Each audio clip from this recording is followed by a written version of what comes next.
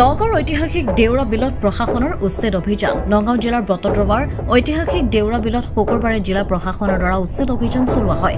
আচলতে মহাপুৰুষ শ্ৰীমন্ত শংকৰদেৱ গুৰুজনাৰ স্মৃতি বিৰচিত বটদ্ৰৱা থানৰ দক্ষিণ দিশত অৱস্থিত দেউৰা বিলৰ 63 বিঘা 2 কঠা আৰু 4 লেচা ভূমি দীৰ্ঘদিনৰ পৰা বেদখলকাৰীৰ কবলত আছিল। আনকি থলুৱা মৎস্য আৰু পক্ষীৰ আৱাসস্থলী হিচাপে পৰিচিত এই দেউৰা বিলত একাংশ দুষ্ট প্ৰকৃতিৰ লোকে অবাধে বেদখল চলোৱাৰ সমান্তৰালভাৱে তাত পুখুৰী খান্দি আলি দি পাৰিপাৰ্শ্বিকতাৰ প্ৰতি ভাবুকিৰ সৃষ্টি কৰি আহিছে।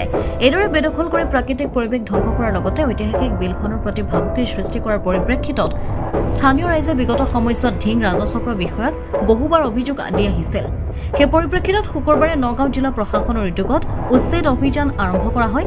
ঐতিহাসিক এই বিলখনত ঢিং ৰাজচক্ৰৰ বিষয়াৰ উপস্থিতিত বটদ্ৰৱা আৰক্ষীৰ সহযোগত এই উচ্ছেদ অভিযান আৰম্ভ হয় বুলি জানিব পৰা গৈছে।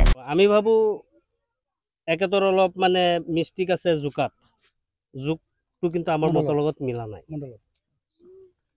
জোৰ পৰা জুকিব লাগে, বহুত একা বেকা আছে, অমুকত চৰকাৰী মাটি আছে, সেয়া নোলাই এই চিধা চিধি ৰাস্তাত জুকিছে আৰু এইখিনিৰ পৰাই যোৱাৰ ব্যৱস্থা কৰি আছে। এতিয়া আমাৰ পচন্দ হোৱা নাই বস্তুটো। 100% বিচাৰো, কিন্তু যি হিচাপে হ'ব লাগিছিল চিষ্টেমটো পচন্দ হোৱা নাই। দেউৰা বিলত আজি ডিমাৰ্কেশ্যন বুলি এটা নোটিছ আমাক হেৰি কৰিছে, গাঁওবুঢ়াই পাব্লিচিটি কৰিছে। আমি ৰাইজ গোটেইখিনি মানুহক থাকিব দিছিলে। আমি আছোঁ, আজি গোটেইখিনি ৰাইজ একেলগে হৈ আছোঁ। তথাপি আজি মণ্ডল কানুনগোষ্ঠী সিহঁতে আহিছে, আহি জোকমাক কৰি আছে, কিন্তু সিহঁতে আমাৰ ওচৰত যাব দিয়া নাই। মানে যিকেইজনে ইয়াত আনিছে সিহঁতক, ধৰক এটা MG এনেকৈ এটা স্কিম আনিছে, স্কিমৰ চাইনবোৰ্ডটো অলৰেডি চৰকাৰী মাটিত পোতা আছে, এতিয়াও আছে। আৰু সেই মানুহজনেই আমাক বিলখনৰ উচ্ছেদ কৰিব লাগে, ডিমাৰ্কেশ্যন আনিছে। এতিয়া আমাৰ কথাটো হ'ল, আমাৰ ইয়াত 63 বিঘা 3 কঠা 13 লেচা মাটি আছে, গোটেইখিনি উচ্ছেদ হ'ব লাগে। আমাৰ যদি দখলত আছে আমি এৰি দিম, গোটেই ৰাইজে এৰি দিব। আৰু কাৰোবাৰ যদি কম আছে মানে সিহঁতক কমখিনি সুধৰাই দি গোটেইখিনি চৰকাৰী নিয়োগ আপত্তি নাই, কিন্তু একুৰেটটো ওলাব লাগে। আৰু চাইনবোৰ্ডটো চৰকাৰী মাটিৰ পৰা আঁতৰাই আৰু যিটো নিৰপেক্ষ যিটো চিন্তা চৰকাৰক কৰিব লাগে সেইটো কৰিব লাগে। উপায়কতা দেউৰা বিল বুলি কয়, এইটো লৈ বহুত দিন ধৰি মানে ঘূৰি আছে মাপজোক কৰিবৰ কাৰণে।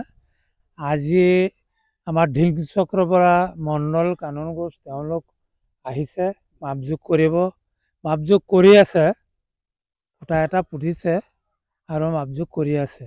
এতিয়ালৈকে কাম শেষ হোৱা নাই। এতিয়া কিমান বিঘা মাটি বেদখল হৈ আছে? ইয়াত আছে 63 বিঘা 3 কঠা 4 লেচা মাটি আছে। মই গম পাইছোঁ এইটো এই মাটিখিনি মানে এতিয়া শুনিছোঁ পঞ্চায়তৰ আণ্ডাৰত আছে বুলি। আৰু এই যে মাটিবিলাক যে উচ্ছেদ কৰিছে, এইটো ৰাইজে বিচাৰিছে নে উচ্ছেদ হোৱাটো? আগতেও বিচাৰি আছে, এইটো 2 বছৰ 1 বছৰ পিছাই মানে এইটো হৈ আছে, কিন্তু ৰাইজে কিছু প্ৰতিবাদ দি আছে কাৰণে মানে ওলাব নোৱাৰে। এতিয়া ওলাব লাগে, ওলালে কিন্তু চাৰিওফালে ৰাইজৰ যিবিলাকে মানে দখল কৰি খাই আছে সিহঁতৰ প্ৰতিবাদ, আৰু বাকী ৰাইজৰ কিন্তু প্ৰতিবাদ নহয়। বাকী ৰাইজে মানে এইটোৰ কাৰণে সন্তুষ্ট বা বিলটো ওলাব লাগে বুলি। যিসকলে দখল কৰি আছে তেওঁলোকে বাধা দি আছে। বাধা দি আছে। তেওঁলোকে কৈ আছে আমাৰ পাট্টাৰ মাটি আছে 10 বিঘা, 10 বিঘা আমাৰ ওলাই থৈ ল'ব লাগিব। এতিয়া তেওঁলোকেতো এই 10 বিঘাৰ কাৰণে অহা নাই, বিলটোৰ কাৰণে আহিছে। ইয়াত 4 মাটি আছে, বহুত মানুহৰ। জিলা প্ৰশাসন তথা ঢিং ৰাজচক্ৰৰ বিষয়াকে প্ৰমুখ কৰি মানুহ আহিছে, তেওঁলোকে উচ্ছেদ কৰিব বিচাৰিছে। আচল কথা হৈছে এই বিলখনৰ নাম হৈছে দেউৰা বিল। এইটো আমাৰ কোবাইকটা এলেকাৰ ভিতৰত পৰে, কিন্তু মানে কি চৰকাৰে এক পক্ষ নহয়, চৰকাৰে কৈছে এইটো বিল হেৰি কৰিব লাগে, এই কি কয় চাফা কৰিব বোলে। ঠিক আছে, আমাৰ কোনো আপত্তি নাই।